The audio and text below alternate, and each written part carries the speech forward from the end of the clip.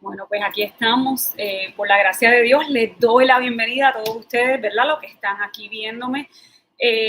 Vamos a comenzar con una oración y vamos a estar en el libro de Daniel, explicando nuevamente lo que son las escrituras en relación al fin de los tiempos. A eso nos vamos a estar dirigiendo en la hermosa tarde de hoy. Lo iba a transmitir por medio de aquel website que encontré, pero pues es un poco difícil para este tiempo y prefiero hacerlo de esta manera. Vamos a comenzar con una oración. Gracias, Señor, por tu misericordia, por tu amor, por tu verdad, por todo lo que tú estás haciendo en medio de tu pueblo, Señor Padre, que es pueblo grande y numeroso. En esta hora, Dios Padre, verdaderamente pido que la unción del cielo sea revelando, Señor, a cada corazón y a cada mente la verdad sobre las escrituras, Señor Padre. A esa verdad que ha sido escondida por años, Señor, o que muchos no quieren aceptar simplemente por el miedo que tienen dentro de su corazón. Te pido, Dios, que seas tú, Señor Padre, sobre cada uno de aquellos que va a escuchar esta palabra hoy del libro de Daniel para la continuación del estudio. El fin se acerca. Esto te pido, Dios, que sea tu voz y no la mía, en el nombre bendito de Jesús. Amén. Bueno, hermanos, pues vamos a estar en el libro de Daniel en el día de hoy. Vamos a estar en 2 capítulos y nos vamos a enfocar en la interpretación dada a Daniel. ¿Por qué nos vamos a enfocar? Porque pues hay mucha simbología dentro de lo que Daniel ve, pero lo importante de todo esto realmente es el resultado de lo que le es revelado al siervo. Vamos a comenzar en Daniel capítulo 7, que es donde comienza como tal la visión de las 4 bestias en Daniel. Pero sabiendo, como les dije anteriormente, nos vamos a enfocar entonces en la respuesta de la interpretación de Daniel. Primeramente quiero enfocarles, ¿verdad? Y quiero que sepan que en la historia de Daniel se escribió en el siglo número 6. Hay una parte dentro del libro que es el capítulo número, vamos a ver, el número 10, el número 9, el capítulo número 9, en el cual muchos judíos se basan y creen que el Daniel que escribe esta parte de la Biblia no es el Daniel del Pozo de los Leones, sino que era un hombre que con el espíritu de Daniel habló, pero habló por boca de Dios. Nosotros como cristianos creemos que el libro fue inspirado por Daniel en su totalidad.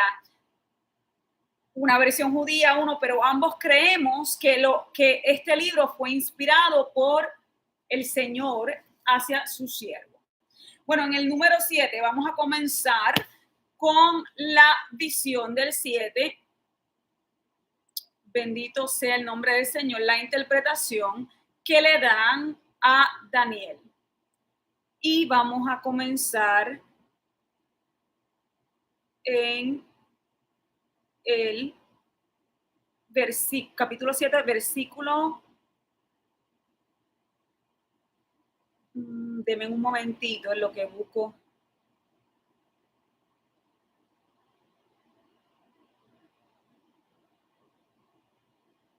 Ok, el número 15.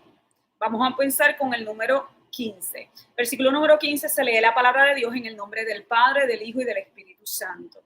Se me turbó el espíritu a mí, Daniel, en medio de mi cuerpo, y las visiones de mi cabeza me asombraban.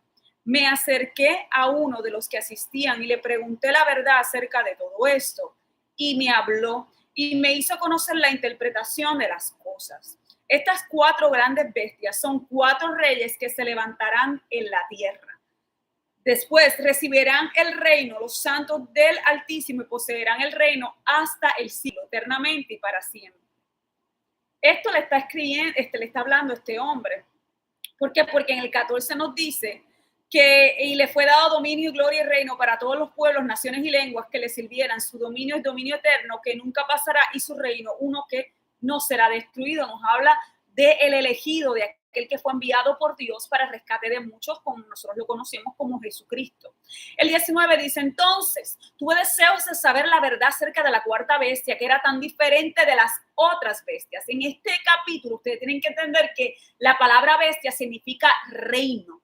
Es un reino que se levanta. Dice, espantosa en gran manera, que tenía dientes de hierro y uñas de bronce, que devoraba y desmenuzaba y las sobras hollaba con sus pies.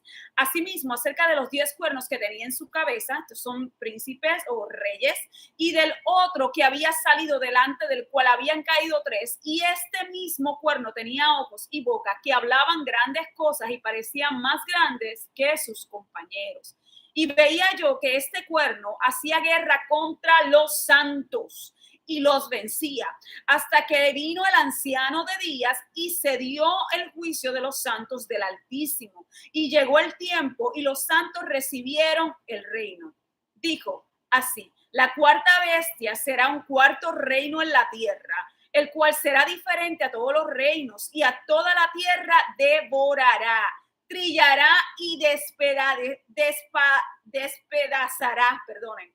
Y los 10 cuernos significan que de aquel reino, de esa bestia, del maligno, del ministerio de iniquidad, se levantarán 10 reyes.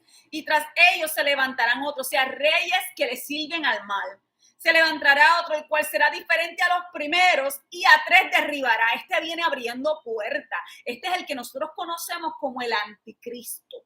Y dice aquí la palabra, y hablará palabras contra el Altísimo, y a los santos del Altísimo quebrantará, y pensará en cambiar los tiempos y la ley. Y serán entregados, ¿quiénes? Los santos. Serán entregados en su mano hasta tiempo y tiempos y medio tiempo. Estos son los 3 años y medio de los que siempre estamos hablando. Pero se sentará el juez y le quitará su dominio para que sea destruido y arruinado hasta el fin.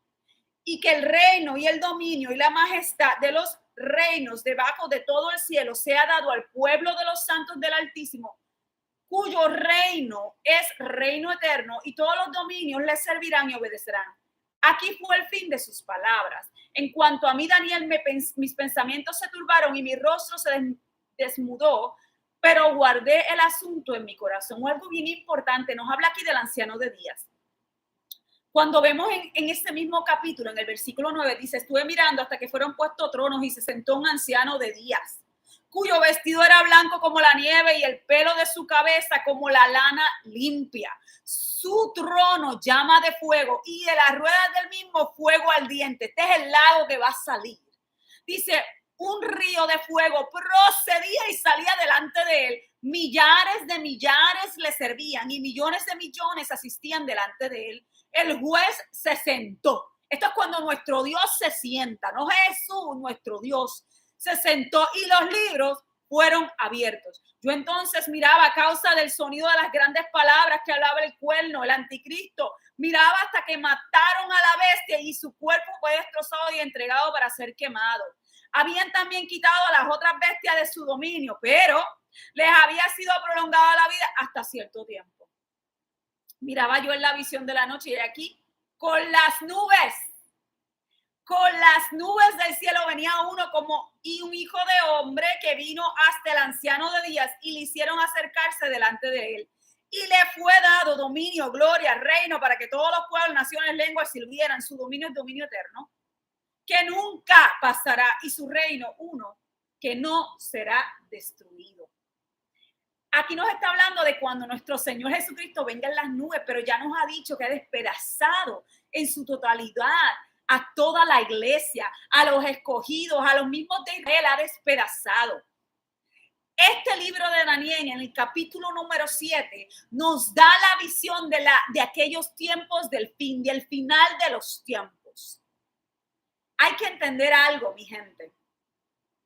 Usted necesita, cuando lea las escrituras, cada vez que lea las escrituras, irse también al antiguo. ¿Saben por qué? Porque el antiguo también es palabra de Dios y fue dada para que nosotros entendiéramos los misterios de esos tiempos. Así era posible que Pablo y Juan entendieran los finales de los tiempos en cuanto a la iglesia y en cuanto a aquellos que eran judíos. Algo que es bien importante, que la iglesia no acaba de entender, es algo que la iglesia no puede, la cabeza cannot grasp it, no puede entenderlo. Es lo siguiente, hermanos. Jesucristo, Juan, Pablo y todos los apóstoles, yo quiero que usted entienda esto, todos eran judíos y las profecías eran desde el ámbito judío, no era desde una perspectiva cristiana. ¿Por qué? Porque Cristo no era cristiano. Cristo no fue el primer cristiano. Cristo era un judío, el cual seguía la ley al pie de la letra, amaba a Dios, amaba lo que vino a hacer. Pero vino también a salvar una generación de gentiles, las cuales no estaban dentro del plan abrahámico de primera intención, sino que se le fue dado un nuevo covenant, un nuevo contrato con Dios, una nueva oportunidad para vivir junto con aquellos que también son su pueblo. Cuando hablamos de Jesucristo y tú ves desde la perspectiva, nos habla de la visión de un macho cabrío y nos da muchas enseñanzas. Algo que ustedes tienen que entender es que cuando el sacerdote iba al templo a entregarse, a pedir perdón por sus pecados y los pecados del pueblo, el sacerdote entraba con un carnero y un macho cabrío. El carnero es el bebé, el macho cabrío es el adulto. Y dice que echaba suerte entre los dos. Eso es lo que dice la palabra. Y entre estos dos echaba suerte. Entonces le echaba suerte a Jehová y Jehová elegía cuál era el que iba a ser sacrificado por los pecados del pueblo. Mientras el otro, Azalea, esto es un nombre que muchos cristianos no conocen, pero se lo voy a enseñar hoy. Era el que no era degollado o decapitado en el altar. ¿Saben por qué? Porque no era encontrado digno. Este cargaba todo el pecado, toda la maldad, todo lo oscuro y lo negro que había del pueblo y lo enviaban al desierto. Y en el desierto era soltado simulando que todos los pecados habían salido del pueblo, porque el primer carnero sacrificado había derramado la sangre por el perdón del pueblo. O sea, ya ninguno de estos pecados le pertenecía al pueblo de Israel, sino que se iban con el azaleo, con el otro que no había sido elegido por Jehová. Muchas veces lo tiraban a un abismo dentro del desierto para entonces matarlo junto con el pecado. Pero el sacrificio ya había sido hecho. Por eso cuando nuestro Cristo entra y muere por ti y por mí dentro del templo, nuestro Cristo derrama su sangre para recoger el pecado de todos, pero Azaleo, el demonio, el enemigo de las almas, Dios reprenda, se va al desierto. ¿Por qué? Porque ya Dios eligió el sacrificio perfecto. Por eso es que aún cuando vemos lo que fue la destrucción del pueblo de Israel, ya no hay sacrificios, todo eso se terminó. Eso no está ocurriendo. Pero está la renovación del templo a seguir, ¿verdad? Pero eso no es el tema de hoy. Así que vamos entonces a otro libro al cual los quiero llevar, que es la visión de Daniel junto al río. En el capítulo 10 nos da esa visión. Después de que Daniel recibe esa visión, le dan también el significado de la misma. Vamos allá. Ok. Dice, he venido, el versículo 14 en el capítulo 10, he venido para hacerte saber lo que ha de venir a tu pueblo en los postreros días, porque la visión es para esos días. Mientras me decían estas palabras, estaba yo con los ojos puestos en tierra y enmudecido. Pero he aquí uno con semejanza de hijo de hombre, tocó mis labios. Entonces abrí mi boca y hablé y dije que estaba delante de mí, Señor mío. Con la visión me ha sobrevenido dolores y no me quedan fuerzas. ¿Cómo pues podrá el siervo de mi Señor hablar con mi Señor? Porque al instante me faltó la fuerza y no me quedó aliento. Y aquel que tenía semejanza de hombre me tocó otra vez y me fortaleció y me dijo, muy amado, no temas, la paz sea contigo, esfuérzate y aliéntate. Y mientras él me hablaba, recobré las fuerzas y dije, habla mi Señor porque me has fortalecido. Él me dijo, ¿sabes por qué he venido a ti? Pues ahora tengo que volver para pelear contra el príncipe de Persia y al terminar con él, el príncipe de Grecia vendrá. Están atentos, pero yo te declaré lo que está escrito en el libro de la verdad y ninguno me ayuda contra ellos sino Miguel, vuestro príncipe. Y yo mismo en el año primero de Darío Medo estuve para animarlo y fortalecerle. Ahora te mostraré la verdad. He aquí que aún habrá, sí, el capítulo 11, habrá 3 reyes en Persia y el cuarto será de grandes riquezas, más que todos ellos. Y al hacerse fuerza con sus riquezas, se levantará contra el reino de Grecia. Se levantará luego un rey valiente, el cual dominará con gran poder y hará su voluntad. Entonces, aquí nos dice, pero cuando se haya levantado su reino, será quebrantado y repartido hacia los cuatro vientos del cielo. Y no van a ser reinos repartidos a hijos, sino que va a ser a nivel del mundo. Van a haber reinos, diferentes reinos, y cada uno va a tener su cosa. Seguimos más adelante, porque si no, ¿verdad? El estudio se nos va a hacer más largo. Y dice en esta parte, dice, afirmará luego su rostro, está hablándonos del reino del norte, afirmará luego su rostro para venir con el poder de todo su reino, este es el reino del maligno. Dice, con aquel convenidos, y le dará una hija de mujeres para destruirlo, pero no permanecerá ni tendrá éxito. Volverá después su rostro a las costas y tomará muchas, mas un príncipe hará cesar su afrenta y aún hará volver sobre él su oprobio. Luego volverá su rostro a las fortalezas de su tierra, mas tropezará y caerá y no será hallado. Y se levantará en su lugar uno, o sea, aquí nos había hablado ya de 4 otros reyes, este uno se va a levantar de tres otros reyes, porque está el que va a nacer de la mujer que lleva el imperio. Y dice que ahí ese va a ser el primer imperio, después el otro, y aquí se levanta uno en medio de ese imperio que estaba haciéndole la guerra al del sur, pero que no es parte de él, sino que este viene a derribar a los otros 3, este viene, ábranme en paso que entré yo. Y dice, se levantará en su lugar uno que hará pasar un cobrador de tributos. Escucha esto, por la gloria, este es el tercer rey. O sea que este es malo, dice, por la gloria del reino, pero en pocos días será quebrantado, aunque no en ira ni en batalla. Viene a cobrarle tributo por la gloria del reino. ¿Les parece conocido a varias leyes que se están tratando de imponer desde hace tiempo de cobrarle a la iglesia? Pues vamos a seguir leyendo. Y le sucederá en su lugar. Esto no va a durar mucho tiempo. Este es reino, este es el tercer reino, este es el tercer príncipe, que entonces va a tener mano fuerte contra la iglesia, pero no algo duradero. Pero esto sigue siendo la maquinación del príncipe de las tinieblas, y se levanta otro y dice, sucederá en su lugar un hombre despreciable. Aquí llegó nuevamente, este capítulo se refiere al que leímos anteriormente, es una misma visión, pero con más información.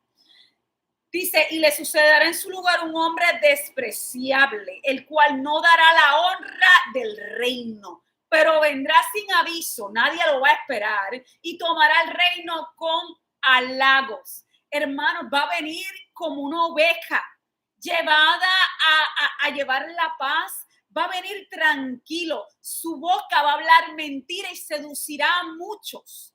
Esto es lo que está diciendo la palabra, y como leímos en Tesalonicenses, ¿verdad que lo leímos? Y leímos, ahí no se revelará sin que antes que sea revelado el anticristo. Pero entonces nos dice también en Apocalipsis que viene un tiempo en donde viene y se cobrarán tributos. Pues ahora entiendes que es un rey que viene, que va a cobrar tributos, entonces después sigilosamente se mete cuando es derribado. Miren esto, para que entiendan, porque Daniel lo explica muy hermosamente.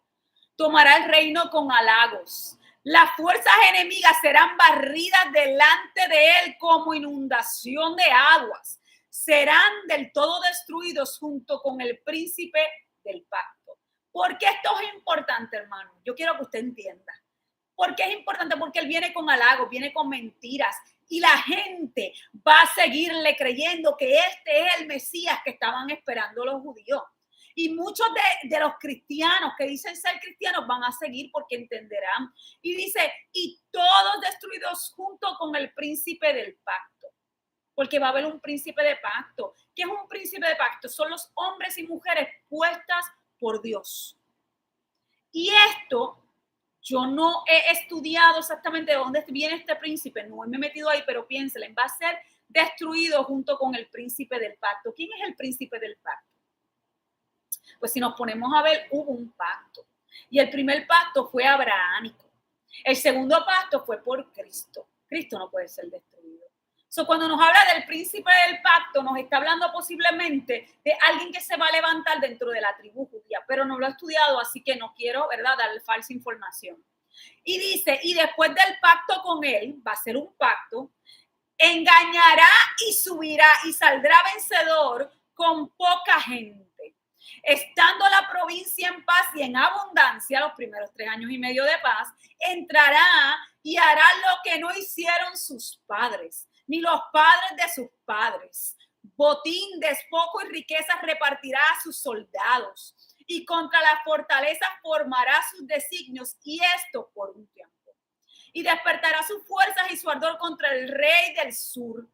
Acuérdate, todo esto está pasando con el reino del norte, con gran ejército, y el rey del sur se empeñará en guerra con grande y muy fuerte ejército, mas no prevalecerá porque le harán traición.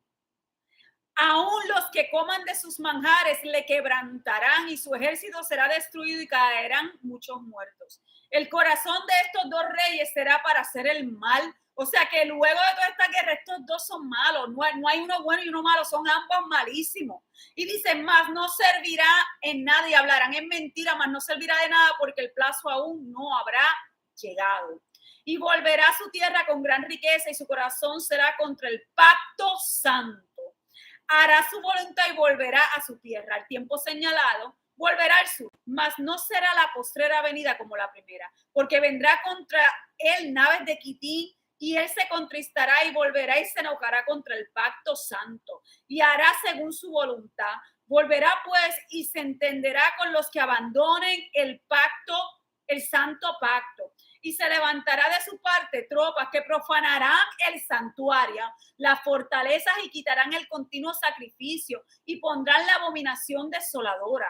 Con lisonjas seducirá a los violadores del pacto, les va a mentir a los israelitas, mas el pueblo que conoce a su Dios se esforzará y actuará. ¿Qué pueblo? Todo aquel que entiende lo que es la palabra de Dios. Y los sabios del pueblo instruirán a muchos, y por algunos días caerán a espada y a fuego, en cautividad y despojo. Y en su caída serán ayudados, ¿quiénes? Nosotros. Dice, serán ayudados de un pequeño socorro, y muchos se juntarán a ellos con lisonja y tratarán de engañar. También algunos de los sabios caerán para ser depurados y limpiados y emblanquecidos hasta el tiempo determinado, porque aún para esto hay plazo. Y el rey hará su voluntad y se ensorbecerá y se engrandecerá sobre los todo Dios, y contra el Dios de los dioses hablará maravillas. ¿Le parece conocido esto? Sí, en la segunda de Tesalonicenses, mira todo lo que está pasando. Dice, y prosperará hasta que sea consumada la ira, porque lo determinado se cumplirá. Hermano, todo lo que está para el fin de los tiempos, que habla la palabra acerca de la tribulación hasta que todo se cumpla. Del Dios de sus padres no hará caso, ni al amor de las mujeres, ni respetará a Dios alguno, porque sobre todo se engrandecerá. Mas honrará en su lugar al Dios de la fortaleza, Dios que sus padres no conocieron. Lo honrará con oro y plata, con piedras preciosas y con cosas de gran precio. Con un Dios ajeno se hará de las fortalezas más inexpugnables, y colmará de honores a los que le reconozcan, los que se pongan la marca. Y por precio repartirá tierra. Si pagas el precio de honrar a mí y al que yo adoro, entonces podrás tener esto. Pero al cabo del tiempo, el rey del sur contenderá con él, y el rey del norte se levantará contra él con una tempestad, y con carros y gente de a caballo y muchas naves, y entrará por las tierras e inundará y pasará y entrará en la tierra gloriosa, y muchas provincias caerán, mas estas escaparán de su mano. Edom y Moab, y la mayoría de los hijos de Amón. Extenderá su mano contra las tierras, y no escapará el país de Egipto, y se apoderará de los tesoros de oro y de plata, y de todas las cosas preciosas de Egipto, y los de Libia y de Etiopía les seguirán, pero noticias del oriente y del norte le atemorizarán, y saldrán con gran ira para destruir y matar a muchos. Matar a muchos. Y plantará las tiendas de sus palacios entre los mares, y el monte glorioso y santo, mas llegará a su fin y no tendrá quien le ayude. En aquel tiempo se levantará el Miguel, el gran príncipe que está de parte de los hijos de tu pueblo, y será el tiempo de angustia cual nunca fue desde que hubo gente hasta entonces. Pero en aquel tiempo será libertado tu pueblo, todos los que hayan escritos en el libro de la vida. cuando nuestro Dios se siente en el trono. Después que han pasado todas estas calamidades. Algo que yo quiero que ustedes entiendan, que estaba aquí yo en el estudio de esta palabra. Vamos a ver.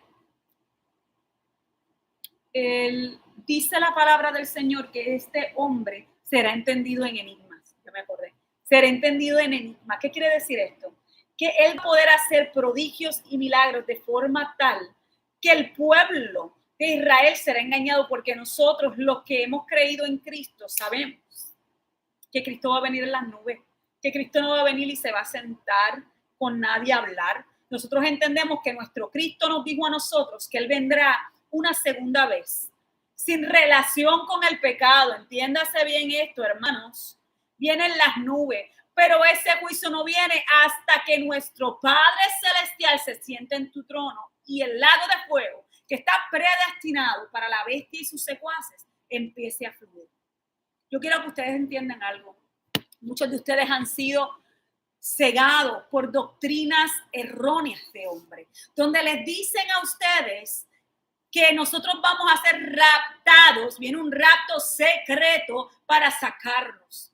Si usted lee la Daniel, si lee Tesalonicenses, si lee Apocalipsis, en ninguna parte les indican tal falacia, sino que pasaremos por todo, seremos ahollados. Dice que esta bestia hollará los despojos. Usted sabe, esta bestia nos va a hacer arroz con pollo en nada, nos va a destruir. Va a haber un pequeño socorro de parte de Dios, un pequeño alivio, como siempre lo ha habido, según la Biblia nos ha explicado.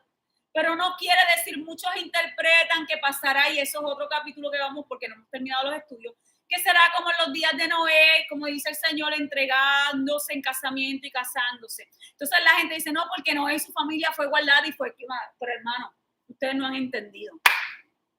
En el tiempo de Noé había una depravación, habría maldad, había todo, se colmó la copa de la ira de Dios. Noé vivía en una generación mala y perversa.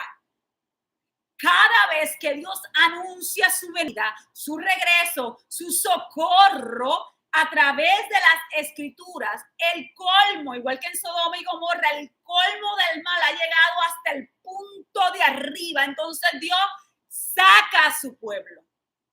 Pues es lo mismo, hermanos, hasta que la abominación desoladora no llegue a su colmo. Vamos a pasar por tribulaciones, vamos a ver abominaciones. Lo que yo entiendo, no solamente en la palabra, sino lo que el Espíritu revela. Hermanos, hay una agenda que viene. Y no estoy diciendo esto para que ustedes tengan temor, porque el que esté en el Señor no debe tener temor. Al contrario, debe entender que morir por el Señor es ganancia. Vendrán tiempos en donde la abominación va a ser tal que vamos a ver episodios de Lot. ¿Ustedes saben cuál fue el episodio de Lot? Donde unos hombres le tocaron la puerta y le dijeron, saca a los ángeles porque queremos intimar con ellos, queremos conocerles. Eso es lo que significa que estos hombres querían tener intimidad con estos otros hombres, porque se van a unir hombres perversos que van a querer hacer sus propios deseos. Lo que veíamos en años anteriores, que las gangas violaban mujeres, violaban por parte de eso, lo vamos a ver en esos tiempos, hombres violando hombres. Grupos de mujeres violando mujeres, cogerán a la inocente. Ustedes entienden que la abominación tiene que llegar hasta tal punto que Dios entonces tenga que moverse. No es que la provoquemos, es que va a llegar sola. Ustedes tienen que entender que tenemos que estar preparados para tiempos. Por eso nos dice la palabra, ay de las que críen y de las que estén encintas en aquellos días. Usted tiene que entender que van a ser tiempos difíciles. Como Noé vivió en tiempos, Lot vivió en tiempos difíciles. Pero cuando Dios dijo, hasta aquí llegó el tiempo, entonces Dios dijo, Noé, entra con tu casa para salvaguardarte de la ira que voy a tirar final para destruirlos a todos. No era una ira para tratar de restablecerlos, sino que era una ira total. Era una ira donde el bien parecía que estaba perdiendo, mientras el mal cogía influencia y se adelantaba, hermanos. Hay mucha profetización y mucha palabra en cuanto vas a ser bendecido. Dios va a estar, no están hablando la verdad de las escrituras. Porque ciertamente de que Dios algunos levantará para darle socorros al otro, sí. Van a haber algunos, pero en este tiempo, cuando la tribulación esté en su momento crucial, hermanos, vamos a ser asesinados, vamos a ser torturados, vamos a ser violentados de maneras que ustedes no se imaginan. Va a haber hambre y para saciar esa hambre ustedes conocen cuál es la respuesta, es adorar a la imagen y ponerse su marca. Yo quiero que usted entienda, iglesia, y yo no hago estos mensajes simplemente porque quiero tener un foro, es porque yo necesito que la iglesia despierte y abra los ojos, que vea que a través de las escrituras, igual que Israel pasó por el desierto, pasó por la esclavitud, hubo un momento en que Dios los socorrió y los llevó a la tierra prometida cuando hubo un arrepentimiento. Pero hubo una crisis.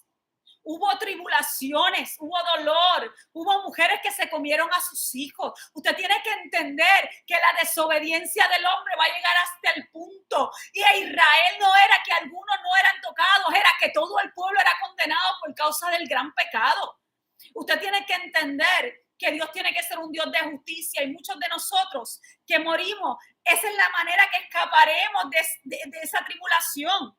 Otros escaparán de la ira porque otros que no van a escapar de la tribulación, obviamente vamos a escapar de la ira porque la ira no es preparada para nosotros. Y cuando hablo de la ira de Dios es el fin, es donde el enemigo va a ser derribado, es donde el enemigo y sus secuaces van a ser enviados al lago de fuego y azufre, es donde nosotros como iglesia seremos levantados después de la resucitación de los muertos y seremos transformados y entonces estaremos con el Padre para siempre. Pero usted tiene que entender, hermano, que esto no va a ocurrir secretamente, que esto no va a ser un rapto, que esto no va a ocurrir en 2 etapas, sino que esto es un juicio que viene a través de señales adelantadas, porque todos vamos a pasar. Piensen, hermanos, no hay ninguna historia bíblica donde Israel, donde la iglesia, no hay historia bíblica. Esta Biblia, te estoy hablando de esto, no te estoy hablando de los teólogos, no te estoy hablando de libros, no te estoy hablando de nada de eso, te estoy hablando de esta. Hay libros de historia que dan y convencen de que lo que está aquí en esta Biblia es la verdad. Y yo les voy a decir algo, no hay nada en esta Biblia que dice que los hijos de Dios pasaron un tiempo de bendición mientras el mundo se caía. No, ni siquiera la primera iglesia. Hermanos, muchos murieron, tuvieron que huir, fueron maltratados, fueron echados a fosos de leones mientras ellas esperaban que Cristo viniera ahí rápido.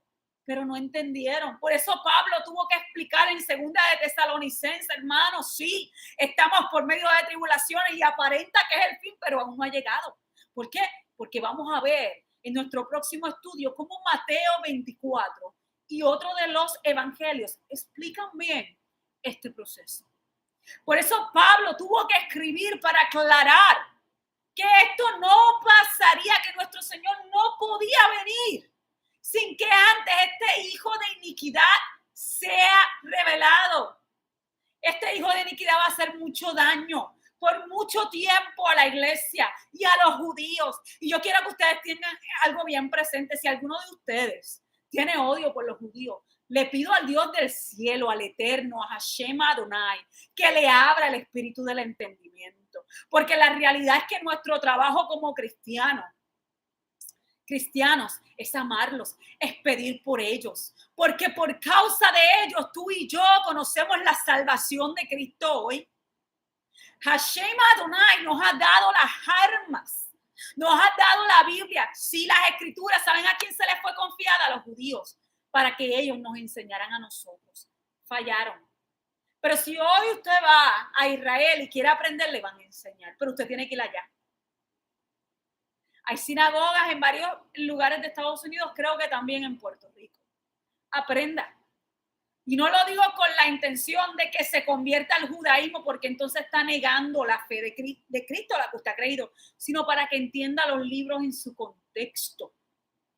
Hermanos, es importante que usted busque desde arriba el entendimiento del cielo para entender estas palabras.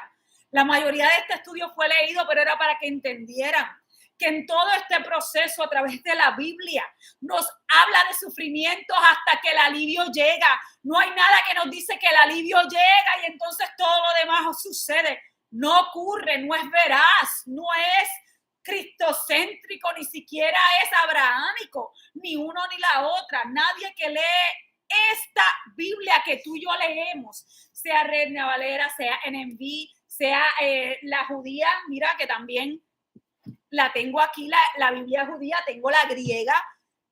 Nadie puede entender por el concepto de lo que estamos viendo aquí que la iglesia va a ser rescatada antes de la tribulación. Ese es un concepto erróneo, hermano. Y yo no lo digo esto para debatir con la iglesia, es que quiero abrir los ojos de aquellos que no han entendido. Que la realidad es, hermano, que vamos a pasar por la tribulación los que hayamos quedado. Dice la palabra que le pidamos a Dios ser encontrados dignos de escapar de la ira que vendrá. ¿Y cómo vamos a escapar de la ira, hermanos? Sencillo, muriendo. No hay otra manera. No es que el Señor viene y nos saca, es que vamos a morir. Tenemos que morir. Es la única manera.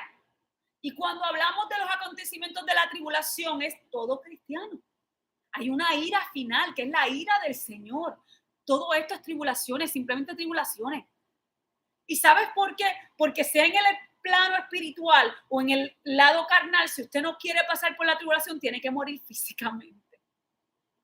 Si no quiere pasar por la ira final de Dios, que es el lago de fuego, tiene que morir carnalmente y dejar que el espíritu sea vivificado.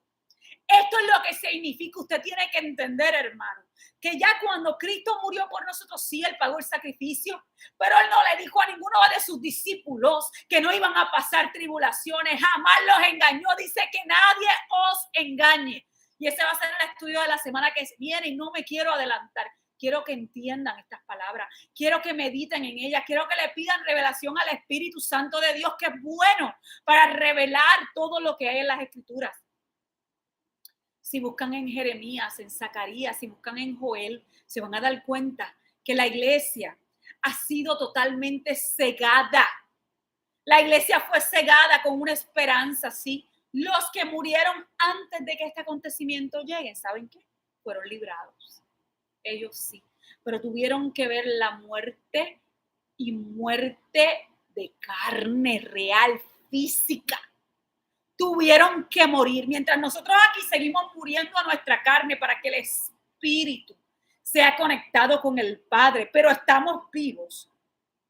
Todo aquel que diga Maranata, el Señor llega ya, el Señor viene pronto. Usted tiene que entender que si usted cree esta verdad bíblica, usted no está exento. Sí, hay muchos que te van a decir, esto no es así, esto porque se creen que tienen la teología, los ha envanecido, el conocimiento de hombre los ha sacado. Pero si usted pide revelación del Espíritu Santo, usted se va a dar cuenta, hermano, que la iglesia ha vivido un evangelio lleno de engaños. Les vengo a decir algo más, algo que el Señor me reveló esta semana y lo voy a compartir para que ustedes entiendan por qué yo hago este tipo de videos, por qué Dios me llamó a este ministerio de Me Empujaron con Violencia. Les voy a explicar algo rapidito. Dios me dijo a mí lo siguiente, ¿sabes por qué en mi iglesia todos se están yendo? Porque hay un éxodo de las iglesias y seguirá habiendo un éxodo. Porque el hombre tomó lo que yo le di para enseñorearse de mis ovejas, porque quieren tener control y desarrollaron dogmas y leyes que no son bíblicas. Desarrollaron facetas en las cuales pueden dominar a la grey del Señor, en donde la grey tiene que ir como soldadito a hacer todo. Y si yo creo algo diferente o si yo hago una pregunta, no, eso no es así, usted está mal, venga aquí para hablarle, bautizarla 3 veces y si no se va de la iglesia. Hermano, Cuando Dios le habla a hombres y mujeres, así como me ha hablado a mí, nuestra vida es bien sola. Si usted quiere conocer un poco más de la vida de nosotros, lo que hemos sido llamados a ser atalayas, profetas de Dios, hablar la verdad según nos es revelado, porque esto es lo que es la profecía. La revelación de la palabra fue revelada y no es interpretación individual del hombre, sino interpretación del Espíritu Santo. Y hay unos que tienen el espíritu de profecía en ellos, otros que le vienen de momento, otros que tienen la oficina del profeta. Hay de todo. Pero yo les vengo a decir algo. La profecía no es únicamente lo que está. Y muchos te van a decir, no, que el profeta no puede hablar el futuro porque eso es witchcraft, eso es santería, brujería. Déjame decirte, cuando a David se le dijo que su casa estaría espada, eso fue una profecía y eso fue del futuro de David. Cuando se habló del Mesías, eso fue futuro, eso no fue... O sea, hay cosas que el hombre trata de complicarle tanto al siervo de Dios, que es tan simple como leer las escrituras y verlas. Pero otro tema, ese es otro tema. La cuestión es que si usted se lee el libro de Jeremías, usted va a ver que el camino de aquellos que hemos decidido hablar la verdad según Dios nos los ha revelado, que hemos decidido hablarle al hombre de frente según lo que el Señor nos muestra. Tenemos camino solitario. ¿Y por qué tenemos camino solitario, hermano? Porque la iglesia no nos acepta, porque los mismos hermanos nos tiran piedras, porque no son capaces de abrir la mente a la realidad, porque nosotros somos vistos como enemigos del evangelio. Así fueron vistos los profetas, apedreados y asesinados por Israel. La iglesia no es nada diferente en el día de hoy. Hoy, a nosotras como mujeres, las que hablamos la verdad, nos quieren silenciar diciendo que el hombre posee sobre la mujer un poder en el cual la mujer tiene que callarse, donde la mujer no puede predicar, donde la mujer no puede hablar, cuando la Biblia está llena de ejemplos de mujeres de fe. Pero un espíritu que se levanta en contra de nosotras, las siervas de Dios que hemos querido hablar la verdad. Hay iglesias diferentes, hermano. Yo no soy miembro de ninguna iglesia. Visito una iglesia, pero no soy miembro de ninguna. ¿Por qué? Porque he entendido tantas cosas que no es para poner la iglesia en mal, sino es que la iglesia tiene que arrepentirse de todo el mal que ha hecho. No solamente a aquellos profetas que Dios ha enviado a hablar la verdad, sino también a gente que Dios ha querido salvar y las han denominados sin salvación.